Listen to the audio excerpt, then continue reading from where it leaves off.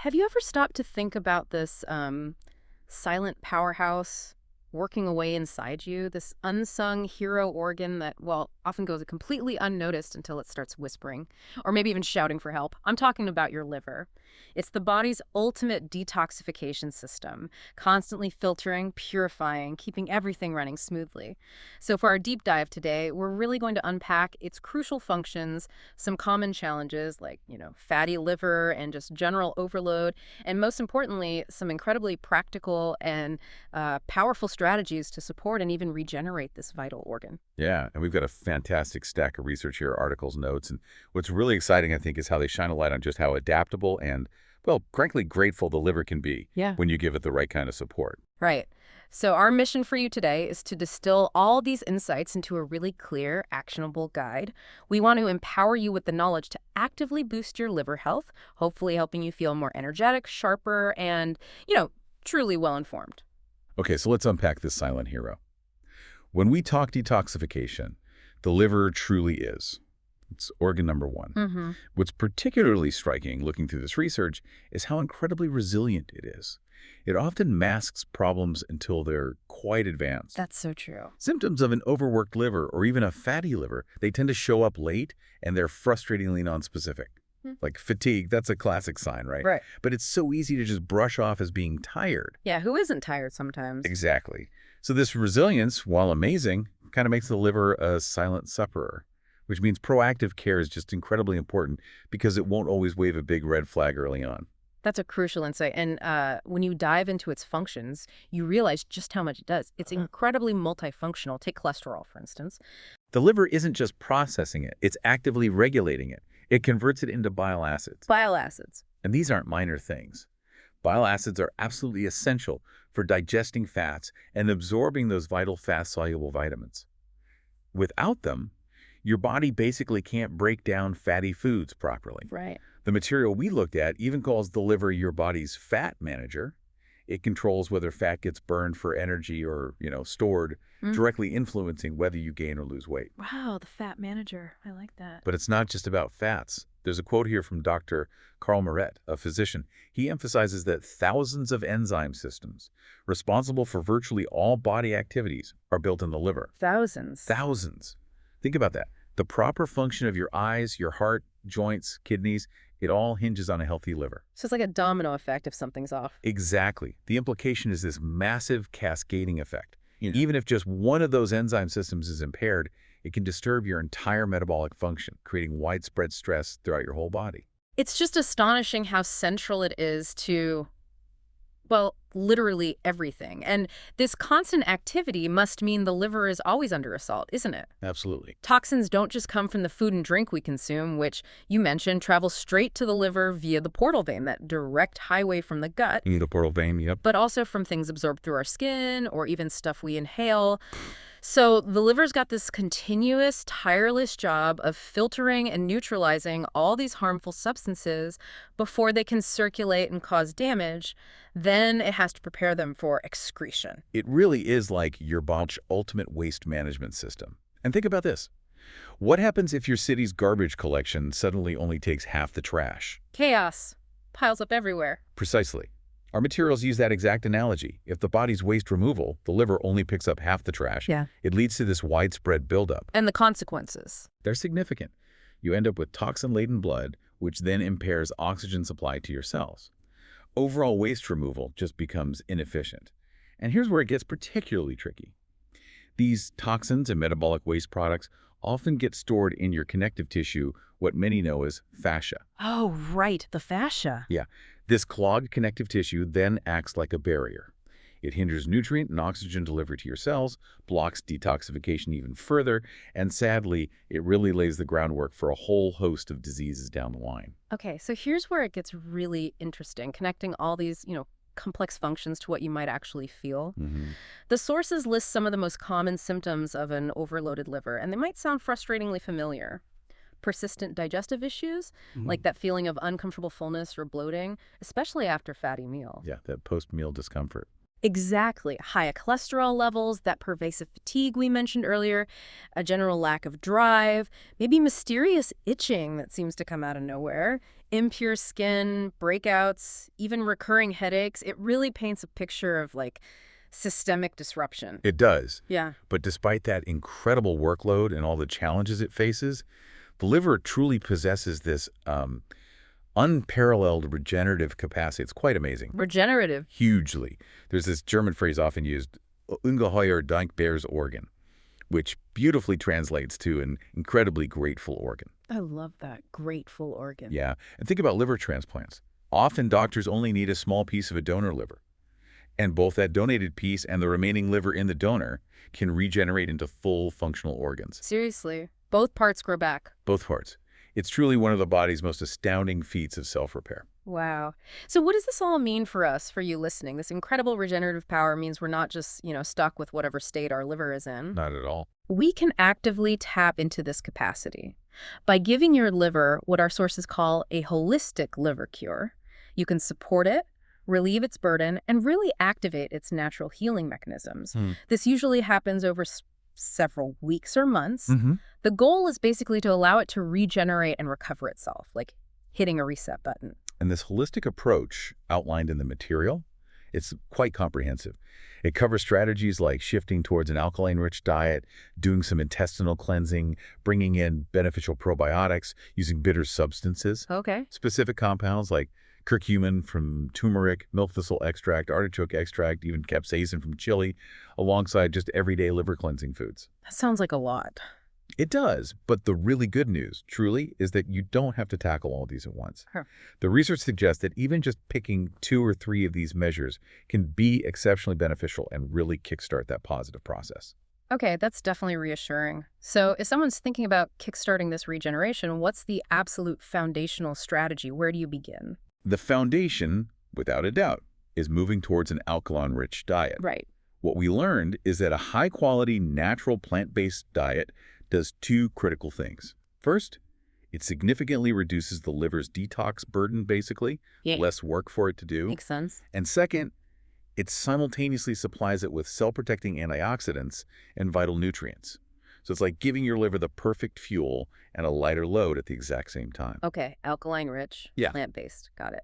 Now, building on that, we hear so much about gut health these days. How strong is that connection between the gut and the liver? Why does the gut matter so much here? Oh, it's incredibly strong. It's a direct connection. Remember that portal vein we mentioned earlier? Yeah, the highway. That's the direct highway. Everything you eat and drink goes from your intestines straight to your liver. So if your gut flora is disturbed, maybe an overgrowth of fungi or harmful bacteria. It can happen easily. Exactly. Toxins can essentially leak from the gut and flood the liver, weakening it over time. Plus, fermentation processes in an unhealthy gut, along with undigested food particles, can just massively overload the liver. This is precisely why intestinal cleansing is highlighted as such a crucial step for liver support. You're literally cleaning the pathway that delivers everything to the liver. Okay, that makes perfect sense. Clear the highway first. Mm. So then, what about probiotics? How do they fit in as support for the gut and, by extension, the liver? Well, what's fascinating here, actually, is that studies indicate probiotics can significantly promote and even accelerate the regression of fatty liver, and in some cases, within as little as 30 days. 30 days? Wow. Are there specific types? Yes, and it's not just any probiotic. The research specifically points to certain key bacterial strains, things like Lactobacillus paracasi, Bifidobacterium brave, and Lactobacillus rhamnosus. These specific strains seem particularly good at helping metabolize fats in the liver and reducing inflammation there. Interesting. Okay, moving on. Is there maybe an overlooked category of compounds that plays a big role, something perhaps a bit more traditional? Absolutely. The materials point strongly towards bitter substances. Bitters, like dandelion. Exactly. Their effect is really comprehensive. They impact not just the liver, but also the gallbladder and pancreas. They powerfully stimulate bile flow, which is crucial for digestion and pancreatic enzyme secretion, boosting overall liver activity. So they help everything work together better. Precisely. This synergy greatly aids digestion, it revs up metabolism, can assist with weight loss, and even helps alleviate constipation. Think of things like dandelion root extract, like you said, or maybe a bitter basic powder or those alcohol-free herbal elixirs, often taken just before meals to get the digestive juices flowing. Right. Now, we hear a lot about turmeric lately. What's the specific power of curcumin, its active compound for the liver, according to what we found? Curcumin seems to offer support on multiple levels. It acts as a potent antioxidant, Yeah. so it shields the liver against damage from various toxins. But what's more, it might actually help regenerate damaged liver cells. Really? Regeneration. And that's what some studies suggest. It also stimulates the natural production of bile, which helps reduce swollen bile ducts and improves overall gallbladder function. Now, while you can certainly use turmeric in cooking, the research suggests that getting effective therapeutic doses usually means using teas, ideally with black pepper, to boost absorption or specific supplements like curcumin. Okay, good to know. If we connect this to the bigger picture of liver support, what's one of the classic sort of long-standing allies for the liver that consistently pops up? That would definitely be milk thistle. Milk thistle. Yeah, I've heard of that. The key compound in milk thistle is called silymarin. And what it does is quite remarkable. It stabilizes liver cell membranes. Think of it like a protective shield, preventing toxic substances from even getting into the cells. Like a bouncer for liver cells. Kind of, yeah. And it also actively promotes liver cell regeneration and the formation of new cells. Plus, it seems to improve blood flow within the liver itself. Is there a specific dosage mentioned? Yes, for those interested, the studies often suggest capsules should contain at least 70 milligrams of silymarin, specifically calculated as silibinin, which is how its active component is measured for effectiveness, with daily doses often ranging between 200 to 400 milligrams. Okay. And in a similar sort of category, what about artichoke extract? Does that work differently? It has overlapping benefits but works slightly differently. Artichoke extract's active compounds primarily work by powerfully stimulating bile flow. More bile flow helps the liver cleanse itself more efficiently. So it flushes things out. In a way, yes. It also helps reduce the overall toxin load through direct detoxifying and toxin-binding effects, which significantly relieves the liver's burden. And just like milk thistle, it also protects and stimulates the regeneration of liver cells. All right, time for something with a bit more kick. How does capsaicin from chili fit into liver support? Sounds counterintuitive almost. Right. But capsaicin, the compound that gives chilies their heat, is described in the material as a pretty powerful cleanser for the liver. A cleanser. Yeah, it helps protect the liver from harmful substances and seems to initiate rapid regeneration. But what's particularly compelling, I think, is that research suggests it can even halt fibrosis. Fibrosis. Huh? That's scarring, right? Exactly. Yeah. Progressive scarring of liver tissue. So by halting that, capsaicin could significantly reduce the risk of serious conditions like cirrhosis and even liver cancer. Wow. How do you take it? Just eat more chili. That's one way. You can incorporate it through increased chili intake in your diet if you tolerate it well, or you can look for well-dosed capsaicin capsules if you want a more concentrated amount. Okay, so we've covered some key supplements, extracts. But beyond those specific compounds, what about simple everyday additions? Things we can just integrate into our daily meals and drinks that make a profound difference. Absolutely. There are many common foods that are truly powerful allies. Let's start with garlic. Garlic, okay. It contains these sulfur-containing compounds that activate liver enzymes crucial for toxin excretion. Plus, it has selenium, which is a trace element that protects the liver from toxin damage and also assists in the detox processes. Simple enough. What else? Then we have teas. These are an excellent daily habit. Green tea, for instance, contains catechins. These are powerful antioxidants shown to help remove fat accumulations in the liver and promote healthy function. Green tea, right. We also found strong recommendations for specific liver herbal teas. These are often a mix of beneficial herbs like yarrow leaves, fennel, licorice, dandelion leaves, sometimes with nice flavor additions like ginger or lemongrass. Okay. And importantly, alkaline teas. These can actually achieve multiple goals at once, relieving and regenerating the liver, cleansing the kidneys and blood, and providing those needed alkaline substances. The general advice seems to be 2 to 3 cups of alkaline herbal tea daily, maybe with an occasional cup of green tea mixed in. Good routine. What about actual foods? For food, green leafy vegetables are just indispensable. Think arugula, dandelion leaves, spinach, chicory, other green salads. Bitter greens, too. Especially those. They contain potent cleansing ingredients that can neutralize heavy metals, help excrete pesticides and herbicides, and stimulate the production and circulation of bile. A fantastic way to get these in easily is through green smoothies. Smoothies, good idea. Next up, avocados. This was actually a surprising one in the research. Avocados for the liver. Yeah, the sources state they can apparently help rebuild a damaged liver. They seem to activate the body's own production of glutathione. Glutathione, the master antioxidant. That's the one. It protects the whole organism from various free radicals.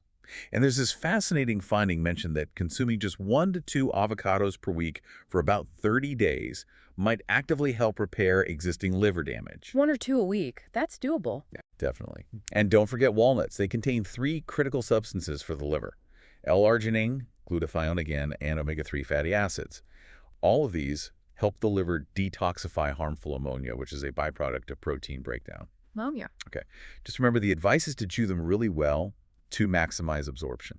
Good tip. Anything else in the food category? One more group: Mhm. radish sprouts, and broccoli sprouts. Yeah. These contain mustard oil glycosides, which powerfully stimulate both liver and gallbladder activity.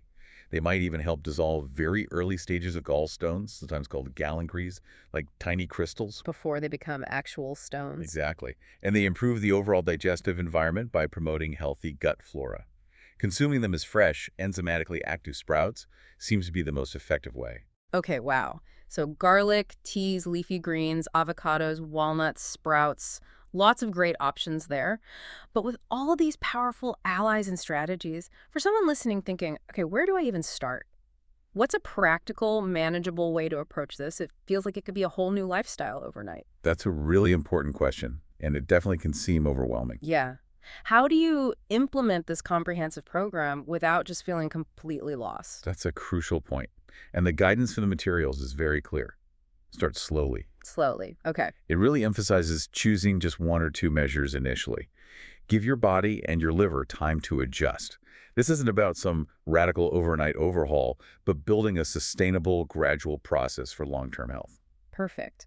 So let's maybe look at a suggested phased implementation schedule based on the sources. First, it seems there are some ongoing measures you can integrate into your daily life pretty much immediately, right? Maintaining that alkaline-rich diet as your foundation. Regularly consuming those liver-friendly foods we just talked about, garlic, avocados, walnuts, green leafy veggies, and making daily liver or alkaline teas a habit. These are like your everyday support system. Spot on. Those are the baseline habits. Okay. Then, for an initial phase, let's say over weeks 1 to 4, you could consider maybe 2 main paths. The sources suggest either conducting an intestinal cleansing for about 4 weeks, really focusing on clearing that gut-liver highway, The gut cleanse. or taking a high-quality probiotic twice daily. And it notes you can definitely continue the probiotic for longer than 4 weeks. Yeah, probiotics are often beneficial long-term. And during this entire phase of liver support, including if you do the gut cleanse, you'd also incorporate those bitter substances, maybe the powder, the elixir, dandelion leaf powder, usually taken before meals. Right, keep the bitters going throughout. And then for about 4 weeks within this initial phase, you could bring in curcumin, and if you tolerate it, capsaicin, those powerful regenerators. And don't forget to integrate radish, turnip, and broccoli sprouts into your diet too. Those seem like easy wins. Good summary of the initial phase, yeah. Okay, and then what about after that? In the subsequent phase, maybe from weeks 5 to 10 and onwards. So you'd continue with the things that form your ongoing support: the probiotics, the bitter substances, the alkaline tea, and the sprouts. Keep those going. Right. Then, after you've finished the initial intestinal cleansing, or perhaps after that dedicated 4-week course of curcumin and capsaicin, you would transition. This is where you'd bring in a high-quality milk thistle preparation, the sources suggest for at least 6 weeks, and also incorporate artichoke extract to continue supporting that bile flow and liver protection. Got it. So it's a layered approach. Start foundational, add specifics, then transition to other long-term support. Exactly. It's phased and adaptable. And as you can probably hear, this isn't some rigid prescription. It really is a highly adaptable program. You can seamlessly integrate these practices into your daily life at a pace that feels right for you, making these incremental changes that really compound over time. That adaptability is absolutely key, because even seemingly small changes, done consistently, can make a profound difference to your overall well-being. They really enhance your liver's ability to perform all its vital roles. It's about building this consistent, supportive relationship with this, well, incredible organ. So think about it. If your body's ultimate detoxification system is humming along smoothly, clearing the way for vital nutrients, ensuring optimal function, what new levels of energy or clarity, or maybe even those unexpected aha moments might you unlock in your own life? Thanks for walking this path with me today. If this episode resonated with you, do not forget to like, share, and subscribe to stay connected. Until next time, take care of yourself and keep moving forward. one conscious choice at a time.